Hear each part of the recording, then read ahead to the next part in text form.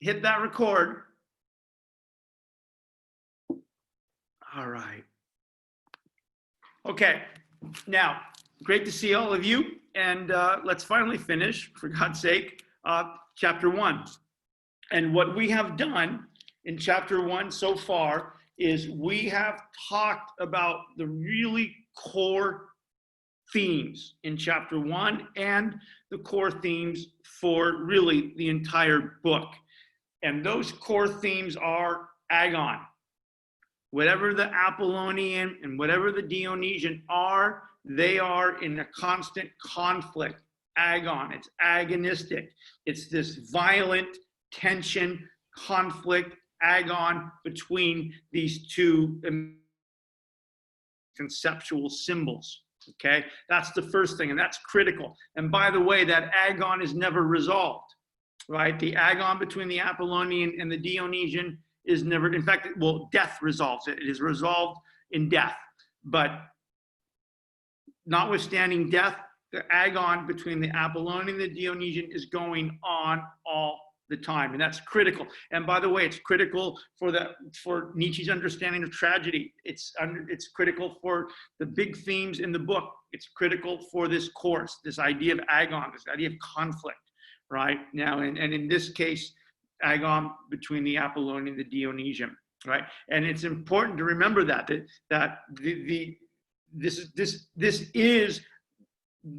this agon between the Apollonian and the Dionysian is constitutive of the openingness of reality. You and I are in that agon. Consciousness, what we call reality, the agon for meaning, the agon for value, the attempt to assert and to name and assert, to give our lives meaning and value, that all happens because of the agon between the Apollonian and the Dionysian.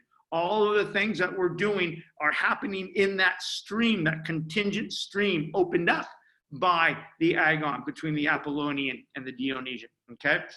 All right, and then we also identified what the Apollonian and the Dionysian are for Nietzsche, right? The kind of work, what are they as concepts, and most importantly, what work do they do? And we said very quickly that the Apollonian at the highest level, at the higher level, the broadest sense, is the concept for all types of human form: language, morality, law, political institutions, architectural form. Okay, and then the Apollonian also functions as the symbol, the concept, the name for individual personality. Subjectivity, personality is an Apollonian form. It's an Apollonian experience, right? Because it's not, according to Nietzsche and postmodernism, identity is not objectively true. All right. Then on Tuesday we talked about the Dionysian, and the Dionysian on the higher level for Nietzsche represents that which cannot be named. Forces, powers, events, phenomena, things that cannot be named, things that are on the other side of the word, on the other side of the meaning, things that are outside human form. And so we create this God, the Dionysus, as a word concept to name that which can't be named, that which rests on the other side of our ability to give it a word, our ability to give it a meaning and a definition, and therefore situate it in a hierarchy of values and in a kind of space of purposes, right? And that's what the Dionysian is. And because it's that, it is what's on the other side of meaning. It can't be mastered in meaning. It can't be mastered in human form. The Dionysian as chaos, the Dionysian as nothingness, the Dionysian as the abyss, are the whatever it is, whatever form it's coming as, COVID or as tsunamis or even our own death at the individual level. Whatever it is, it can't be mastered, right, by human form, by human language, by human technology, by human science. And this is really critical for Nietzsche. In fact, this is a key to Nietzsche, and it's also the key to the tragic and the heroic perspective. It's because whatever the Dionysian is, because it is on the other side of meaning, because it can't be mastered, means that there are limits to human identity, to human power, to human technology, to human science, to human morality. There's limits, and it's fragile. Whatever we've constructed in terms of these paradigms of meaning and these paradigms of value and these philosophical systems and these scientific systems, right? They're in a weird way, they're fragile, even if they're powerful, like contemporary science or the Roman Empire. Even if they're powerful conceptually in a certain way, they last for thousands of years and they achieve all these things in this really surreal way. They're human inventions, right? And they're fragile. Right? And they're fragile because no human invention, as an invented idea of meaning and assertion of power, can ever master or domesticate the Dionysian. Right? The Dionysian renders all human form at the highest level and even human personality at the individual level fragile. It's fragile, right? And again, this becomes the kind of the edginess of life, right? Right? You can't master death. No matter how powerful your science, things are going to come. They're going to wipe you out. They're going to deconstruct your form. They're going to destroy your form, right? And so the Dionysian represents that which is on the other side of meaning. And because it's on the other side of meaning, can't be mastered. And it's everywhere. And because it can't be mastered, right, it kind of functions as a decentering, as a threatening, destabilizing force to Apollonian order. It's critical. And we'll again talk more about that as we get deeper into this. And then, as we left off on Tuesday, a more playful notion of the Dionysian. It functions as the god of wine, the god of music, and the god of this kind of intoxication. Okay, and this is really, really brilliant in this fascinating way, and it's important for Nietzsche because the Dionysian as music and the Dionysian as intoxication as a god, the satire, the half goat, half man playing the flute and drinking the wine, right? That is the god Dionysus. If you Google god Dionysus, you're going to see the kind of satire playing the flute or drinking a big box of red wine.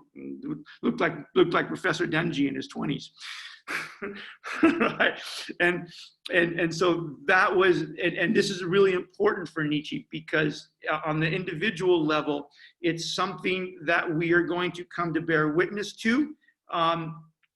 As Genesis says, we pick this kind of fragility as a way of deconstructing or decentering our own Apollonian rigidity.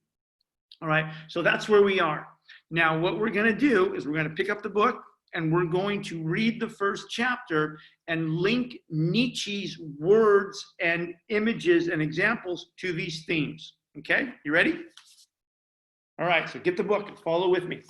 All right, so first page of chapter 1. Bottom of the page, because I've already read the first part where he talks about the agon between the Apollonian and the Dionysian. Now, at the bottom of the first chapter, page 14, do we have the same, chapter 14, page 14? Do we have the same page numbers? Can someone tell me? So it is this one, right? The Perfect Tragedy. Yeah, but and yeah, we have the same book. 14, good, perfect. Okay, so on the bottom of the page, thanks you guys. So on the bottom of the page, here we go. Right, and first we're going to talk about the Apollonian. Okay, and we're going to talk about it at the higher level. Okay, you ready?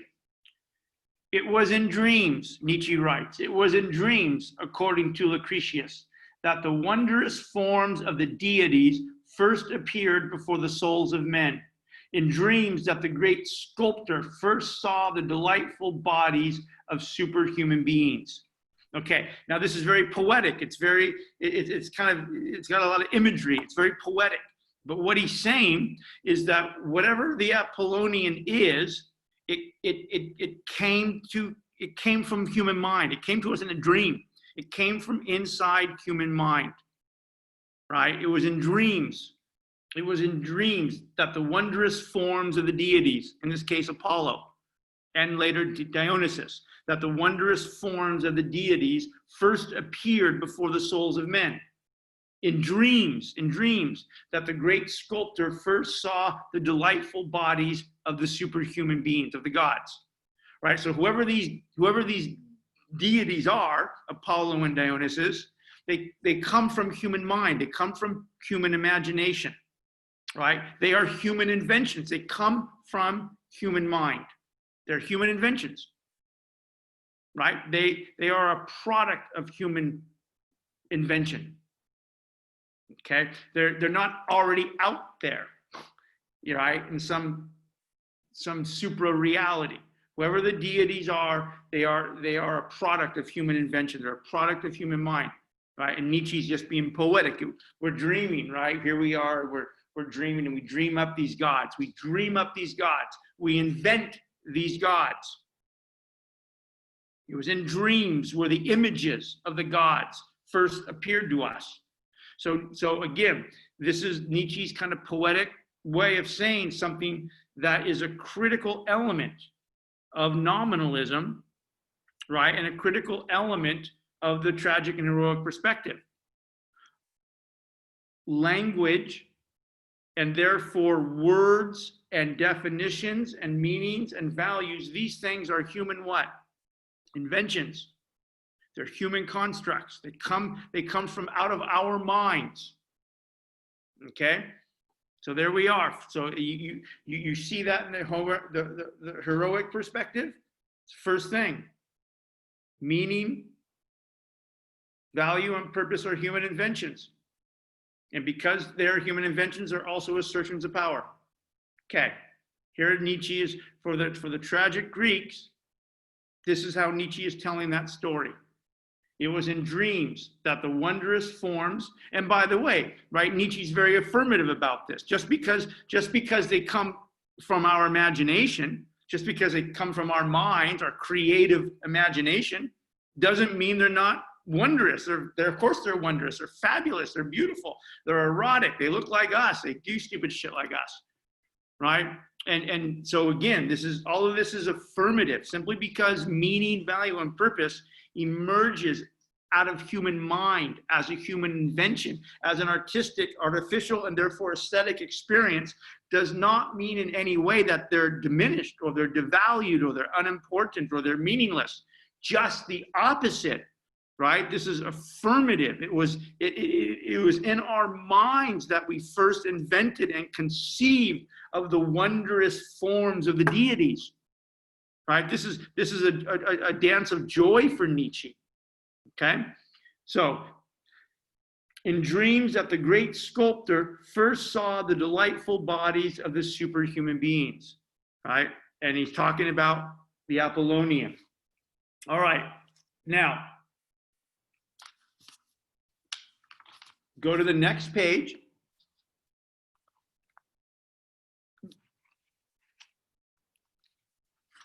Go to the next page. And so what came in our dreams? And I have to edit Nietzsche a little bit because Nietzsche needed an editor. And what I mean by that is he's got his points all over the place. So I'm going to always be moving Nietzsche's points around. I'm going to be re-editing his chapters. All right. So page 16. Okay, so what came? All right, Nietzsche has just said it was in dreams that the wondrous forms of the deities first appeared before the souls of men. In dream that the great sculptor first saw the delightful bodies of superhuman beings. Okay, so what came? Top of 16. The same joyful necessity, right? Again, joyful necessity. And by the way, this is this is poetic and beautiful. And it's poetic and beautiful, but it's illuminating a really important point.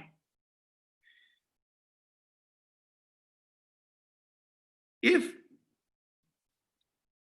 the cosmos, if the world, even in some primordial sense, even human life, if those things do not in and of themselves possess meaning, value, or purpose, right? They remain without those things until we do what?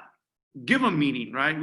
We tell stories about astrology and the constellations, and we tell stories about the origin of the earth, and we tell stories, we invent stories about who we are and what we do, right? And this is, I worry that I bore you pushing on this all the time, but this is really important. This act for Nietzsche and for postmodernism in general, this act of one bearing witness to the possibility that in and of itself the cosmos and the world and life doesn't have this meaning, right? This bearing witness to that all then leads to this realization that existentially we have this responsibility to give it meaning. If the cosmos is going to have meaning, words and meanings and value, right? If our lives are going to have words and meanings and values and purposes, they got to come out of our minds, right? We have to invent them. We have to be creative. Life is an artistic experience. It's a creative experience. We have to create this meaning. And for Nietzsche, not only is it existentially necessary, or nothing has meaning, right? It's also, as he says, a joyful necessity. Right? I love sometimes how Nietzsche writes. There's this joyful necessity. It's not just an existential responsibility that you and I have to name and define and give meaning and give value to things, but it's also, this is a source of joy. It's a joyful necessity, right? And this is why we keep saying, for Nietzsche and for Foucault and for postmodernism in general, there's something joyful about this. Postmodernism is affirmative, right? Postmodern is affirmative. Postmodern isn't depressing. It's not pessimistic in the contemporary sense, right? Postmoderns aren't goth. They're not sitting around saying, oh, life sucks and it's so hard, and gee, if there's no God and there's no truth, then there's no meaning, then why do anything? And it's the opposite. There's a joyful necessity to this. And again, this links back into the attempt at self-criticism when he's talking about an abundance of health, an abundance of energy, right? All these things start to kind of hang together. And so Nietzsche writes, this same joyful necessity of the dream experiences, right? This being creative in your mind, giving words and meanings and values to things and processes in your own life. The same joyful necessity of the dream experiences was also expressed by the Greeks in the figure of Apollo. All right, so what was one of the great results of this inventive process, this joyful necessity of the inventive process? It's Apollo. Oh, what does Apollo do? Apollo is the god, the invented god, name, symbol for all human form.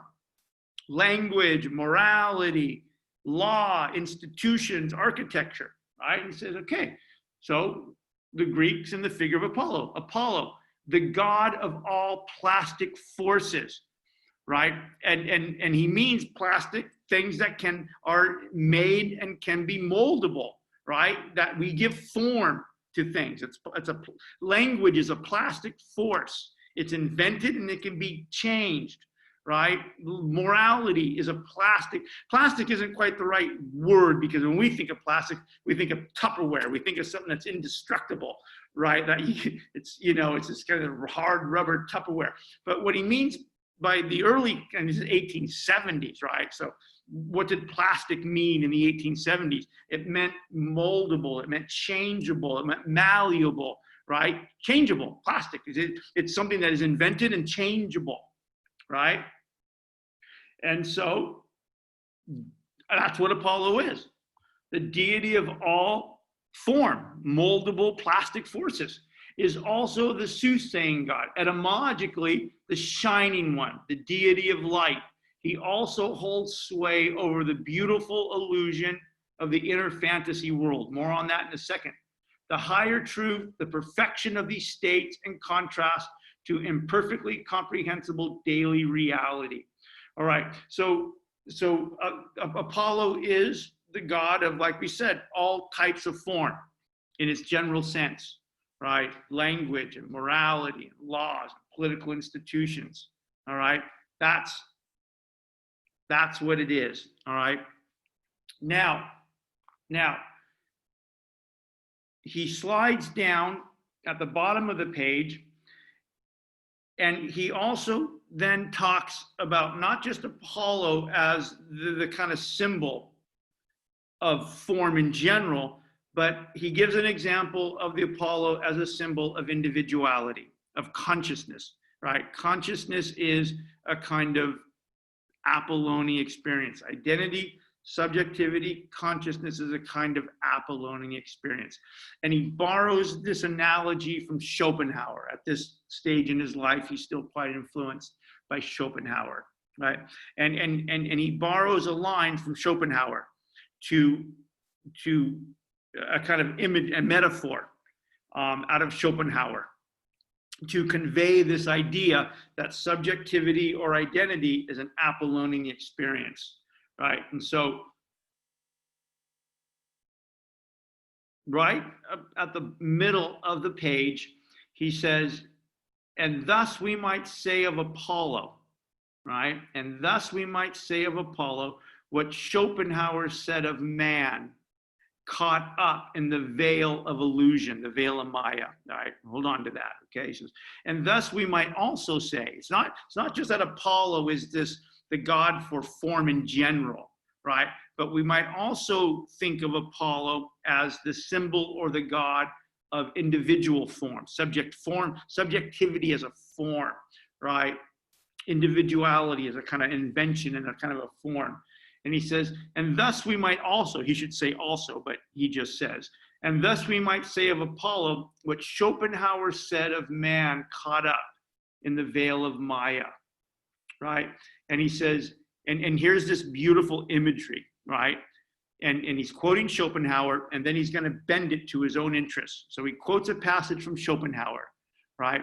And Nietzsche quotes Schopenhauer as saying, just as the boatman, right? You and I are in a boat, the boatman, right? Just as the boatman sits in his little boat, trusting to his fragile craft in a stormy sea, which, boundless in every direction, rises and falls in howling mountainous waves. So in the midst of a world full of suffering, the individual person, the individual man calmly sits, supported by and trusting the principium induit duationis. Latin, principium, and the V is a W, induit, right? Induit duationis. Principium induit duationis. It's Latin for the principle of identity. The principle of identity. Okay, so let's unpack. It's really beautiful. It's quite profound what he's just said. Right, so he's borrowing, he's quoting from Schopenhauer, right? And he wants to make an analogy. Schopenhauer makes this analogy between subject consciousness. Just think of consciousness, right? You're aware that you are aware, and you're aware that you're somebody. I'm Nick Dungy, my consciousness or my subjectivity. Nietzsche wants to make an analogy between that consciousness, our notion, our awareness that I am Nick Dungy, that I am an individual, that I have a personality, that I have a subjectivity, right? Schopenhauer wants to make this analogy, right? That what that is, if you think about what that is, consciousness is to us, our awareness is to us as a man in a boat, right? And it's quite beautiful. So we'll unpack it. So he says, so think about this. Think about this person, this man or this woman, right? And he or she's in this boat. Now, that's who the boatman is, right? Just as the boatman, you and I, right? We're in the boat. What boat? Life. And we're aware of it, right? We're fucking in the boat. We're in life. By the way, we don't know how we got in the boat, and we don't know where the boat's fucking going, right? That's what's beautiful about this passage. Just as the boatman, by the time we know who we are, we're already in life. The boatman's already at sea. Just as the boatman sits in his little boat, trusting to the fragile craft. What's the fragile craft? The boat, right? Trusting. You have to have trust in the boat, the fragile craft. Trusting to his fragile craft in a stormy sea, which, boundless in every direction, rises and falls in howling mountainous waves. Right? And it's beautiful, right? And so we don't know where the boatman came from, and we don't know where he's going, which, by the way, is important and powerful because none of us know where we come from. By the time we're already aware, right? By the time I'm already aware that I'm Nick Dungy, 5, 6, 7 years, I've got reflective agency and I can say no, and I'm aware that I'm aware in a world with other people. By the time I'm aware of that, I'm already aware. I'm already in life. I don't know where I've come from, and I don't know where I'm going. And the fact that Nietzsche cuts the passage right there, just as a boatman sits, right? By the time we find the boatman's already where? He's already at sea. He's already at sea. And we don't, by the way, we don't know where he's come from, and we don't know where he's going. Doesn't matter, right? We enter the analogy, we enter the metaphor, and the boatman's already at sea, right? And he's in a boat, and it's fragile. It's man-made. It's wood, and he's at sea. And in this case, it's stormy. There's a fucking storm, howling. And by the way, the sea, all you can see in every direction is sea, and there's howling mountainous waves, and that's life. It's a metaphor for this idea that life is difficult, right? By the time you become aware, you're already in the boat. And you're in life, and life is difficult. Howling mountainous waves. That's the Dionysian, howling mountainous waves that threaten to shatter and destroy and crack and sink the fragile craft, the boat. Right? And what the boatman has to do is, one, trust the craft and row. Right? Row. And hope it holds together. Right? Hope that the Dionysian, the sea, the mountainous howling waves don't destroy the craft and take you into oblivion. Just as the boatman sits in his little boat, trusting to his fragile craft in a stormy sea, boundless in every direction, rising and falls and howling mountainous waves. It's a metaphor for life. So in the midst of a world of suffering, you and I are thrown into the world. We don't know from whence we come. By the time we become aware that we're aware, we've already been in the world for many years. We don't know from whence we come. We're already in the boat. We're already at sea. And it's difficult. We're already in life. And life can be frightening and terrifying, howling, mountainous monsters, waves, challenges, threats. And so in the midst of a world full of suffering, right? Life is extraordinarily difficult. It's painful, right? And again, on many levels. One, because the words we invent, the meaning we give to those words, the values we give to things, those things are human inventions, and they're fragile. They're going to be lost. We are going to lose people we love more than our own lives. Our dreams, and again, by the time you get to be 50, 60 years old, you've been through this. Right? It's a world full of suffering, and largely because we don't master the world. We don't master death. We don't master love. We can love people, and they can one day no longer love us, and there they go. Good. Okay. So suffering.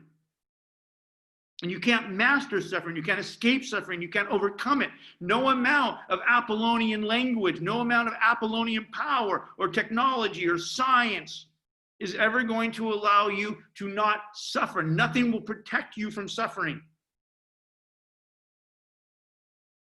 So in the midst of a world full of suffering, the individual person calmly sits, supported by and trusting the Principium Individuationis, right? And it's really profound. So the principle, and it literally means a principle of individuality in Latin. It just, you don't have to know Latin to know that. It's obvious, it's right there. The principium individuationis. It means the principle of individuality.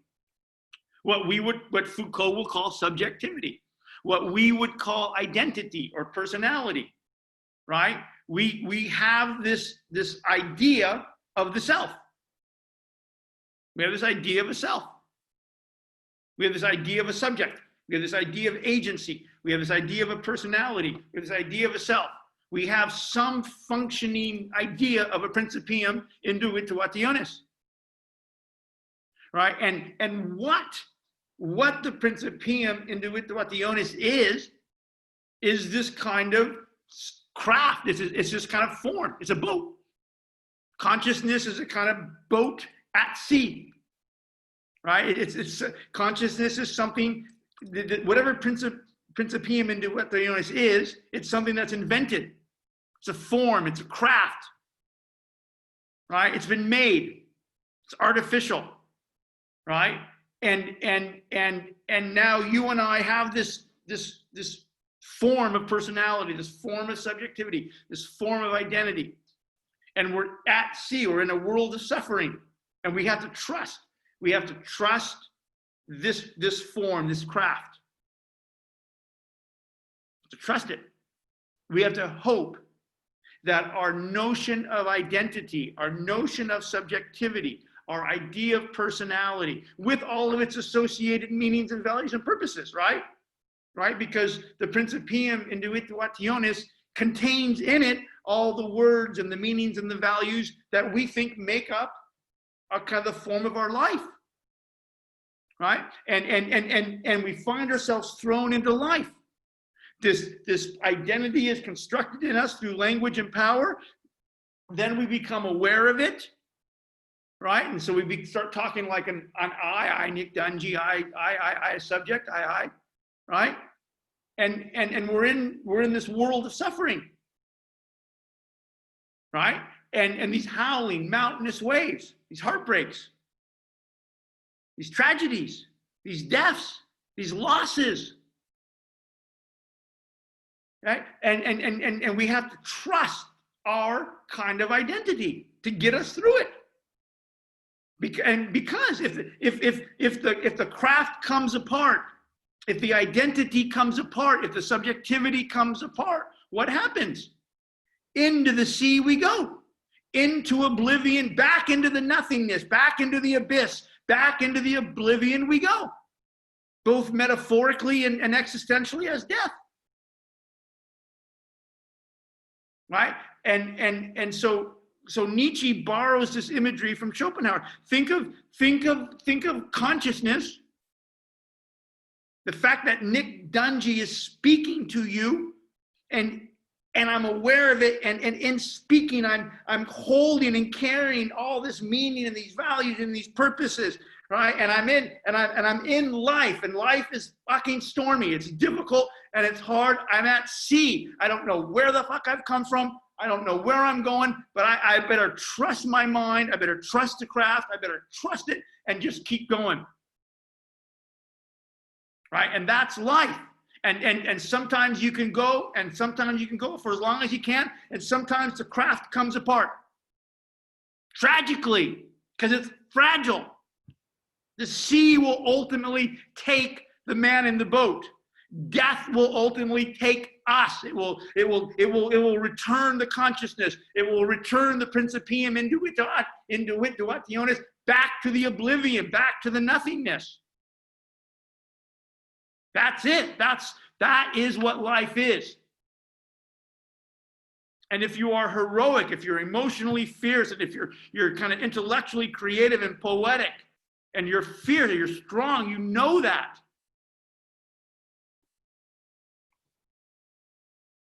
Indeed, he says, it might be said of Apollo that the unshaken faith in individuality, right? Apollo functioning on that second level as a metaphor, as an imagery for identity.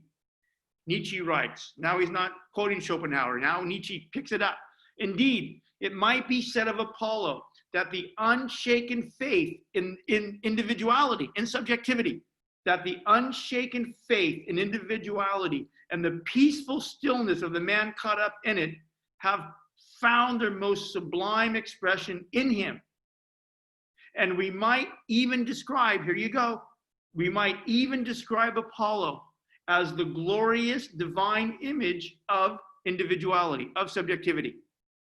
We might even describe Apollo as the glorious image. Identity is something that is artificial. Subjectivity is artificial. It's a constructed craft in a stormy sea. But it's necessary, right? Because you're in a world you can't master. You are mortal. You can't master your death. You can't master the Dionysian forces, the howling mountainous waves swirling around you, threatening every day to return you to the abyss. You can't master that. And we might even describe Apollo as the glorious divine image of the Principium Individuationis, individuality, from whose gestures, right? From whose gestures and looks all the delight, wisdom, and beauty of illusion speaks to us. Okay. So beautiful. Okay. So we've got the Apollonian as on the highest level, on the first level, as Apollo, the deity of light, the deity of all plastic forces. If it's a human invention and it gives form to a world, if it gives form or meaning to a world or a life that doesn't have it, if it's a language, if it's a morality, if it's a law, if it's an institution, if it's even architecture, let's take these rocks, let's build a castle. That's the Apollonian. And then at a second level, the Apollo is also the kind of, as he says, might even describe Apollo as the image, the divine, the invented image of individuality, from whose gestures all the delight, wisdom, and beauty of illusion speak to us. And to really drive it home, he says that if you want to think of it like this, think of your consciousness. Think of your idea of individuality. Think about what consciousness is doing. Think of what it's doing right now, right? And by the way, I feel so stupid speaking like this. You don't even have to read Nietzsche to understand this. Right now, we are in a world of suffering. We are in a world of COVID suffering. We're in a world of political suffering. We're in a world of racial suffering. We're in a world of economic injustice suffering. We're in an educational suffering. We're not together. We're not at the university. We're doing this under, our education is in a mountainous howling waves. Here we are, fucking Zoom, trying to keep it together, right? And it makes sense, right? Think about how you think of yourself. Think, okay, COVID's come. Racial injustice has come, political collapse has come, AI technology is coming, right? All these things, right? And I've got myself, and I've got this kind of portfolio, I suppose, of words and meanings and values and kind of arranged purposes, and I got to trust it. I got to trust this fragile craft called my fucking consciousness, right? My identity, my personality, to get me through the storm, right?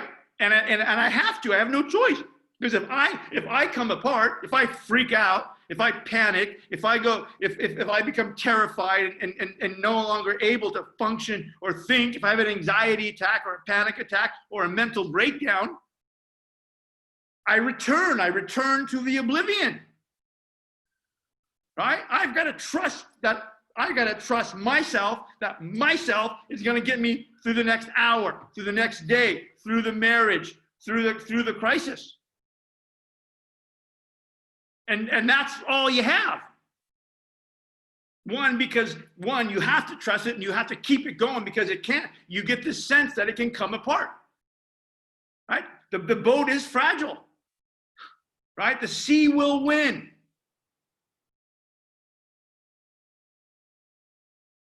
All right? It's fragile. Don't ever forget it. It's so, and again, fragile because it's something constructed. Sanjay, I have a question. Yep.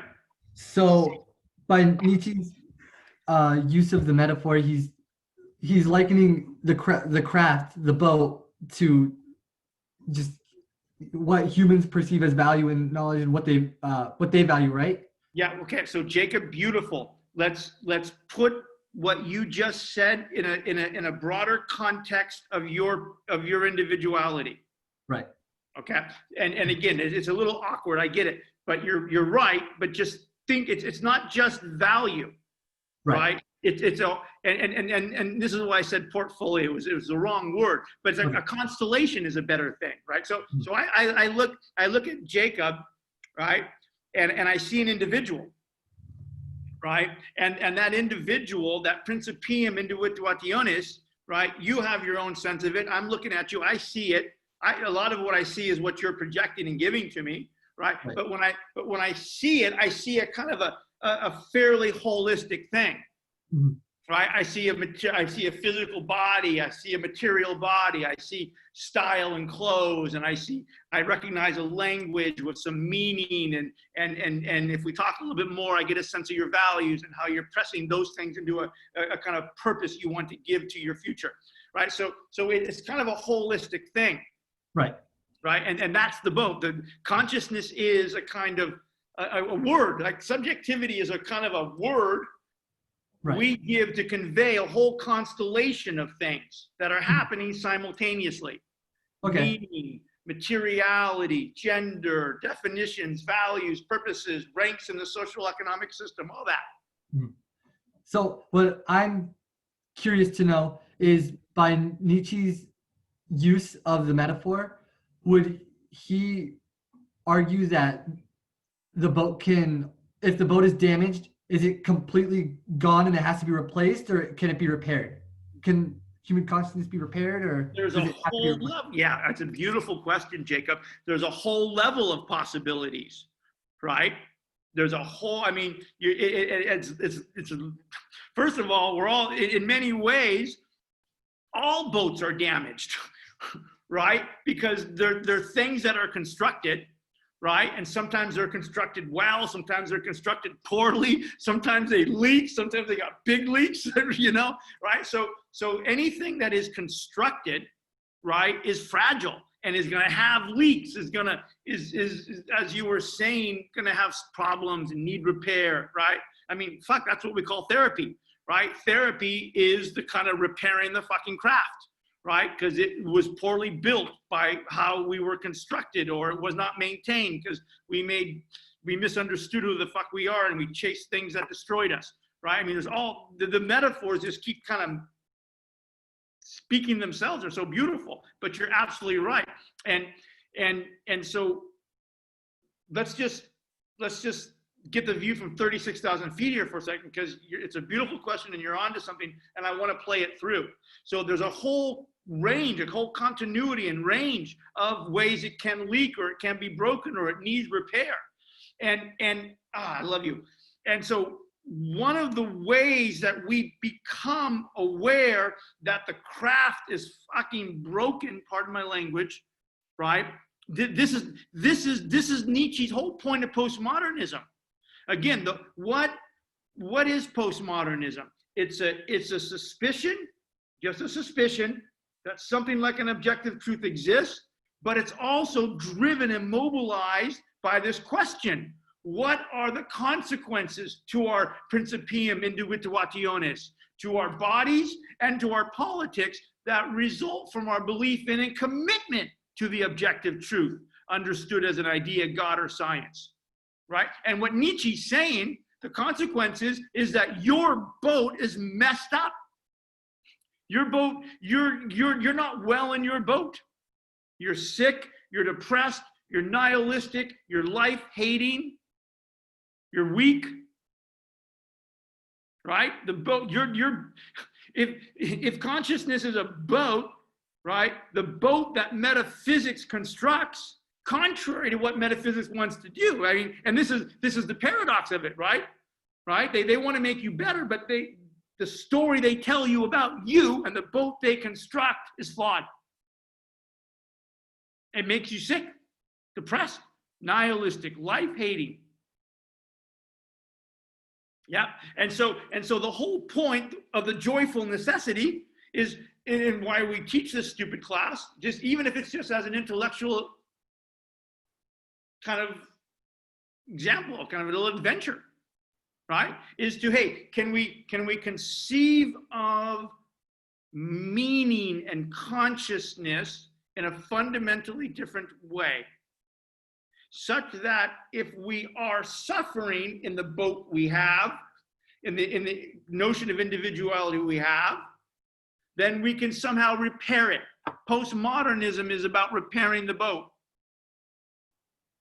in some ways, remaking the boat, not just repairing it, remaking it, if we want to push on this metaphor. Absolutely.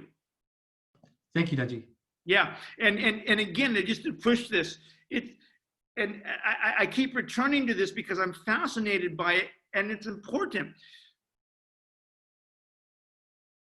Two things are true. One, there's this joyful necessity in creating things, right? Because otherwise life and the world doesn't have meaning, doesn't have value, doesn't have purpose. But at the same time, we have to always remember, and we're going to get to that right now, we have to always remember that the things we create are human inventions, right? And therefore they're fragile, right? And therefore things that can and maybe should be remade all the time, repaired, remade, and that's what the whole issue of style is, right? Right? You have a consciousness, and in that consciousness are ideas, are there words, and their meanings, and those words and those meanings have value, and you've kind of we've all inherited them, right? Because we're constructed through language and power from our parents, from the religion, from the ethnicity, from the socioeconomic peer group, through all this shit, right? The culture and the parents and the language have built the boat, of course, and everybody's in it. No one, that's why we show up in the way that we show up. All right. Now, if you can kind of come to see meaning and language and subjectivity and consciousness like that, then you can start to say, oh, hey, it's art. It's poetic. It's a human invention. It's necessary and joyful, and my parents, they didn't think they were harming me. They thought they were doing good, and the culture thought it was doing good, and the religion thought it was doing good. All these, they're well-intentioned to be sure, but now I'm not well, and now this is something I can recreate, right? I can recreate it.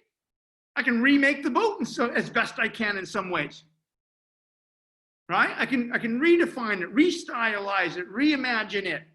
I can fix the leaks over here and build something over here.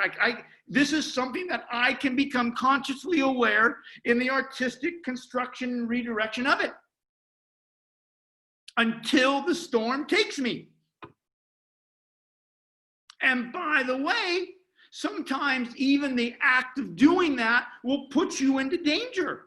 Right? That's and that's kind of the fierce and scary part of the heroic perspective. Right? And one way of thinking of that is what's happening now. Right? We're in a space of suffering, racial injustice, economic injustice, right? A threat to people's health. 230,000 people are fucking dead.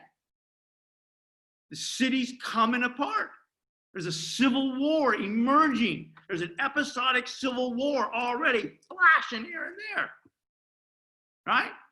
And it's all about what your life is going to mean and what it's going to value. And who the fuck is going to tell you that? And you guys are on the streets. The Black Lives Matter protests are on the streets. The economic justice protests are on the street because you want it to mean something different. You want the boat to be different. And if by the way, damn, it's a good thing you're doing it. But this is what being emotionally fierce is. This is what being emotionally strong and kind of intellectually poetic and creative is. You're gonna have to go and confront what wants to define you, what wants to name you, wants to arrange you in a hierarchy of values. You got to confront it. Otherwise, it owns you. And this is what Nietzsche meant in the attempt at self-criticism, right? You got to spiritualize enmity. You've got to become aware of what terrifies you, what seeks to own you and define you and value you. You got to become aware of it, and then you've got to be prepared to challenge it. Again, the agon of meaning and value and purpose. And it's always, and in some weird way, when at this kind of level of things, it's always life and death. It's always life and death. COVID is now life and death. The protests are life and death. And again, I'm not making any ideological commitment one way or the other. I don't give a shit about that. I'm just saying there's a conflict. People are shooting other fucking people over this conflict over what things will mean and who will have value, and most importantly, who defines it, who drives it. You're in the boat. The boat's at sea.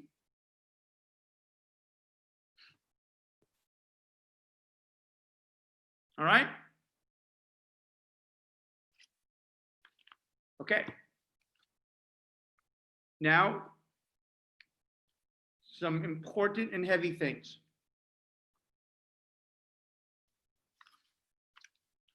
Back to page 15. You ready? Okay.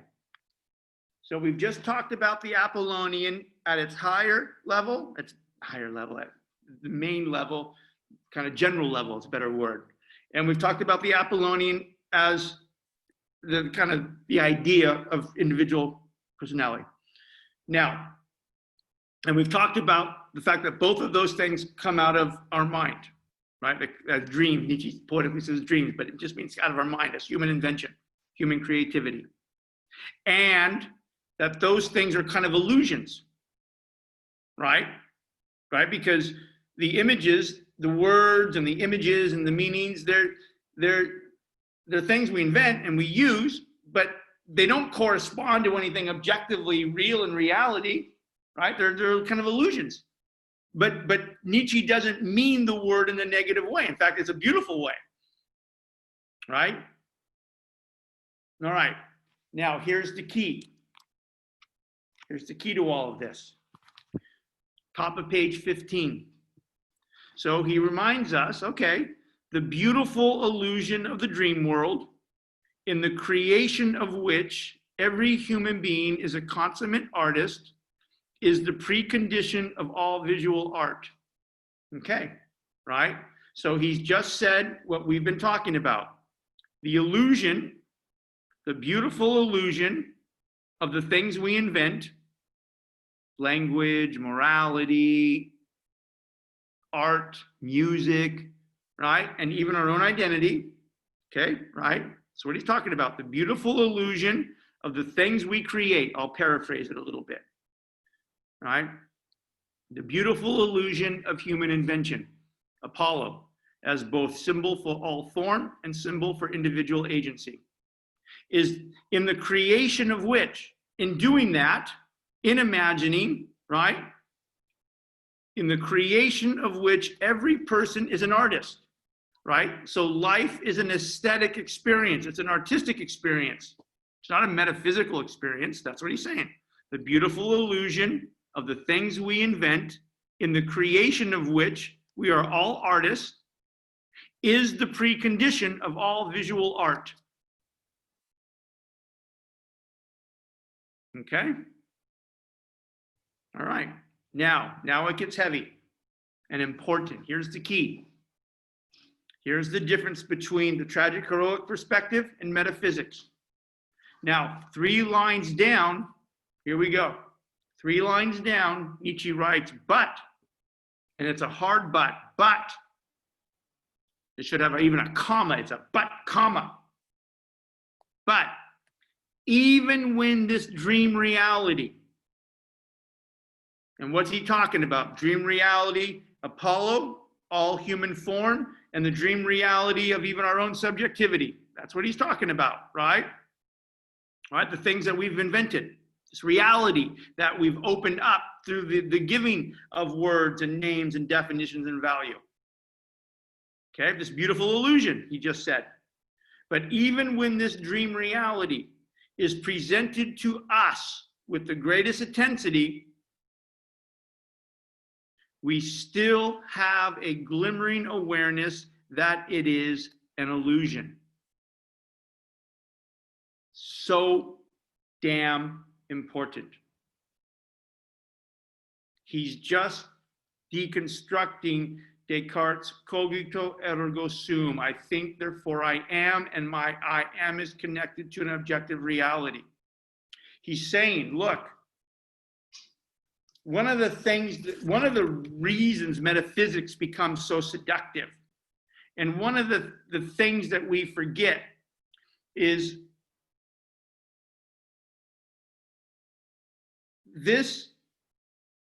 I'm speaking right now, and I'm here, and I'm real, and I'm speaking, and it's intense, and it's factual, right? There's even, I don't even experience any gap between my thoughts and my words and my actions and my gestures. Here I am, right?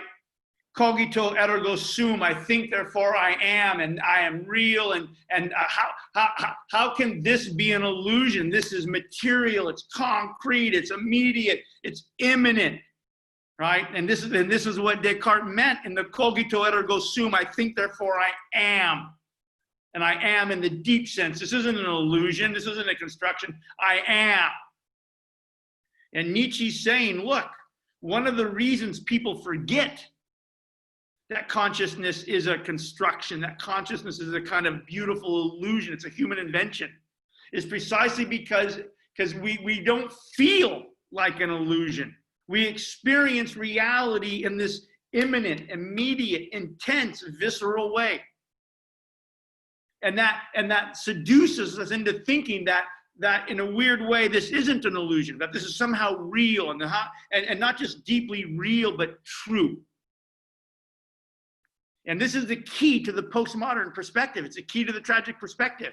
But even when this dream reality, even when you are presented to yourself with the greatest intensity, I have my power, I have my immanence, I have my meaning. How in the hell can you tell me this is an illusion or a construction? That's what he's getting at. But even when this dream reality is presented to us, when he says presented to us, we experience ourselves as immanent, real, truthful. Cogito ergo sum, I think, therefore I am. And I am something true. I'm Nick Dungy. But even when this dream reality is presented to us with the greatest intensity, we can never forget, he says, we still have a glimmering awareness that it is an illusion, it's a construction. Don't ever forget that, that's the key.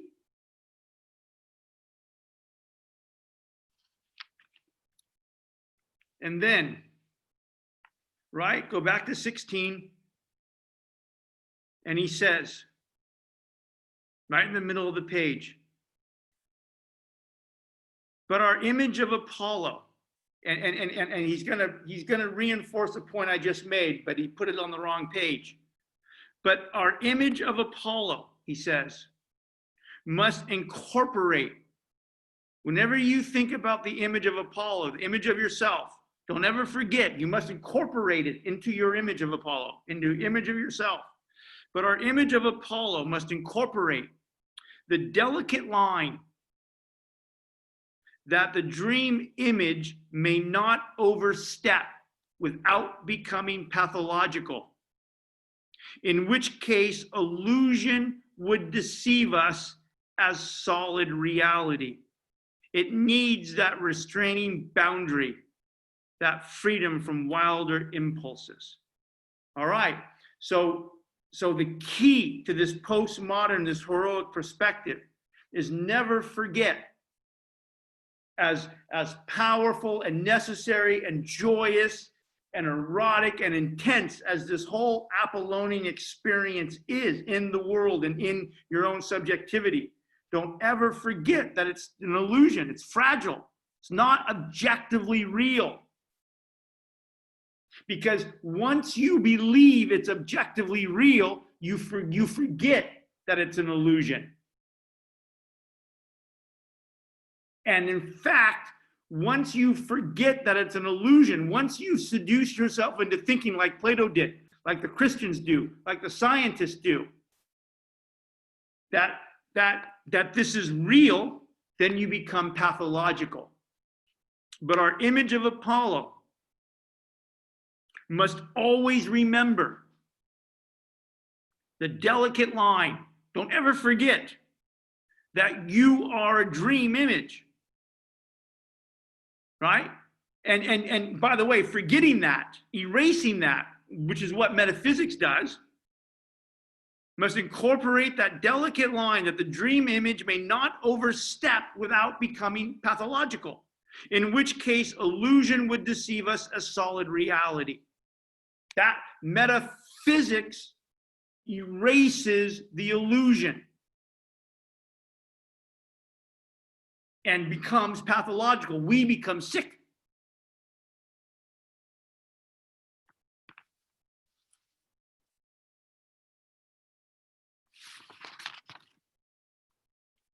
Okay. Let's stop here. We'll finish this, just a couple paragraphs, and then we're going to do books 2 and 3 on Tuesday. All right? Thank you, Professor. Thank you, Professor. Great job, you guys. Love you guys very much. Have a great weekend. And on we go. Thank you, Nick. Thank you. Good to see you, Brian. Bye, everybody. Thank you, Professor.